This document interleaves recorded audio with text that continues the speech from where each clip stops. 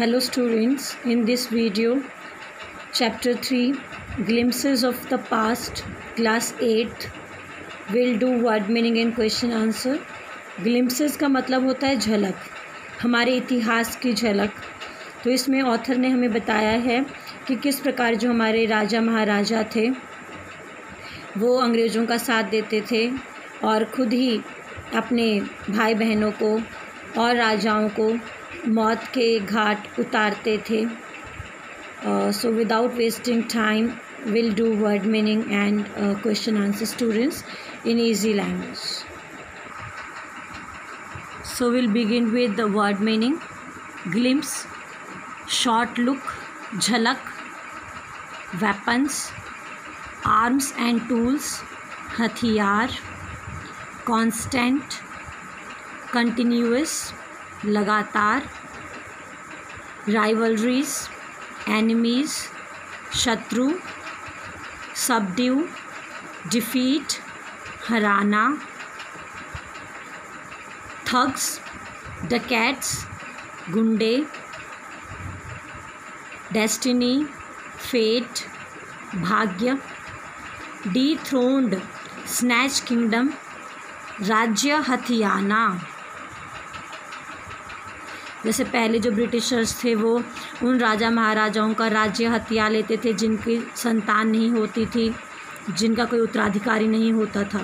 Preach, Sarman, उपदेश देना। Scorn, open contempt, खुलेआम आलोचना करना। ओपन कंटेम्प्ट, खुलेआम आलोचना करना। अबैंडन, लीव परमानेंटली, त्यागना। क्रिपल, डैमेज सिवियरली, बुरी तरह बर्बाद करना। किसी भी चीज़ को बुरी तरह बर्बाद करना तो हम क्रिपल वर्ड यूज़ करेंगे। र्यून, RUINE, डिस्ट्रॉय, बर्बाद करना। डिस्पाइस, हेट, नफ़रत करना। रिस्पॉन्सिबिलिटी, ओनस, कर्तव्य, ONUS, ओनस, कर्तव्य। ऑपरेशन, डोमिनेशन, शोषण करना या शोषण, DOMINATION। प्रॉस्पर, डेवलप, उन्नति करना। डिससेटिस्फैक्शन, नॉट सेटिस्फाइड, असंतुष्ट। पैटी, वेरी स्मॉल, छोटे छोटे कार्य। Grievances, a cause of complain, शिकायत का कारण, शिकायत की वजह। स्पार्क्स, अ फायरी पार्टिकल या स्मॉल फीलिंग, अ फायरी पार्टिकल, चिंगारियाँ। तो जैसे पहले के राजा महाराजाओं के ऊपर अत्याचार हुआ, उनके किंगडम को हड़प लिया गया, तो धीरे धीरे देशभक्ति की जो ज्वाला थी, जो स्पार्क से वो इनके बीच में होने लगे, इनके दिलों से निकलने लगे। Massacre, killing of many people. नरसंहार, नरसंहार। डेस्परेट, वेरी सैड, दुखी। एबॉलिश, इरेडिकेट, ख़त्म करना। एबॉलिश, इरेडिकेट, ख़त्म करना। डिसीव, चीट, धोखा देना। रिवॉल्ट, प्रोटेस्ट, विद्रोह करना या विद्रोह। Offering, things given to god, चढ़ावा। सो स्टूडेंट्स, ये हमारे इस चैप्टर के वर्ड मीनिंग थे, ध्यान से देखिए। आप पॉज करके भी वर्ड मीनिंग बना सकते हैं। ये आपके word meaning, English meaning and Hindi meaning both.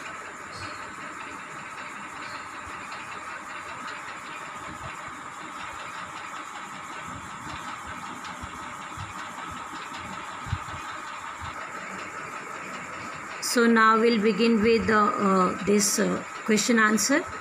Do you think the Indian princes were short-sighted in their approach to the events of 1757? जो 1757 की घटना थी उसमें जो भारत के राजकुमार थे, क्या उनकी जो दृष्टि थी वो शॉर्ट साइटेडनेस थे? क्या वो दूरगामी भविष्य के बारे में नहीं सोचते थे?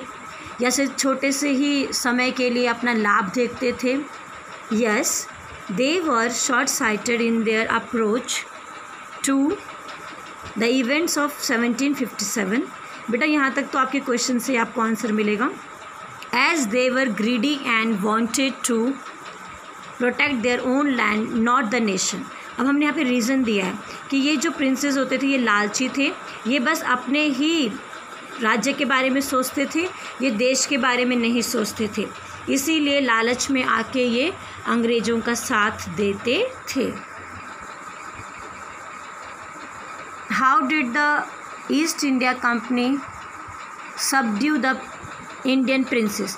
सबड्यू का मतलब होता है उनकी आवाज़ को दबाना। East India company subdued the Indian princess with the help of rivalries. East India company ने भारत के ही राजकुमारों को या राजाओं को किसकी मदद से उनको दबाया, उनके फोर्स को दबाया? तो उन्हीं के जो शत्रु होते थे, मतलब भारत के जो और राजा महाराजा होते थे, उनको आपस में भारत के ही राजा महाराजाओं का साथ देकर वो दूसरे राजा महाराजाओं से उनको लड़ाते थे। In what veg did British officers exploit Indians? किस तरीके से ब्रिटिश ऑफिसर्स ने भारतीय लोगों को एक्सप्लॉइट किया, उनका शोषण किया? British officers exploited Indian in many ways. British officers ने काफ़ी तरीके से भारतीय लोगों का शोषण किया। Indians were provided petty jobs.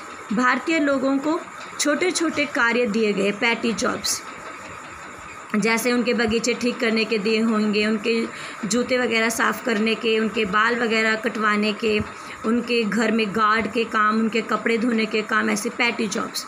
Indians were given less salary, और इंडियंस जो भारतीय लोगों को सैलरी भी कम देते थे। Indians were impose heavy taxes, और भारतीयों के ऊपर टैक्स भी बहुत ज़्यादा लगाते थे। Indians were force to change their religion, और काफ़ी सारे भारतीय लोगों को के ऊपर ये जोर दिया जाता था कि वो अपने धर्म को चेंज करें। Quote the words used by Ram Mohan Roy to say that every religion teaches same principles. Raja Ram Mohan Roy के हमें शब्द बताने, ऐसे वाक्य बताना है जिससे हमें ये पता चले कि पूरे धर्म एक ही बात सिखाते हैं। सभी धर्म, चाहे हिंदू, चाहे मुस्लिम, चाहे क्रिश्चियन, चाहे कोई भी धर्म हो, सभी धर्म हमें अच्छी बात सिखाते हैं और उनकी एक ही बात होती है। वो क्या था? इस प्रकार उसने जवाब दिया, cows of different colours, cows are of different colours but the colour of their milk is the same. Different teachers have different opinions but the essence of every religion is the same. उसने कहा कि जो गाय होती हैं वो अलग अलग colour की होती हैं, लेकिन अलग अलग कलर्स होने के बाद भी जो गाय है उसका रंग जो होता है दूध का, वो सफ़ेद ही होता है। हर टीचर्स की राय अलग होती है, हर टीचर्स का नज़रिया अलग होता है, पढ़ाने का तरीका अलग होता है, लेकिन जो रिलीजन होता है, रिलीजन जो होता है, धर्म जो होता है, उन सब धर्म का एक ही मकसद होता है और वो है प्यार से रहना, एक दूसरे की मदद करना, किसी को भी नीचा ना दिखाना। तो स्टूडेंट्स, ये हमारे क्वेश्चन आंसर्स थे।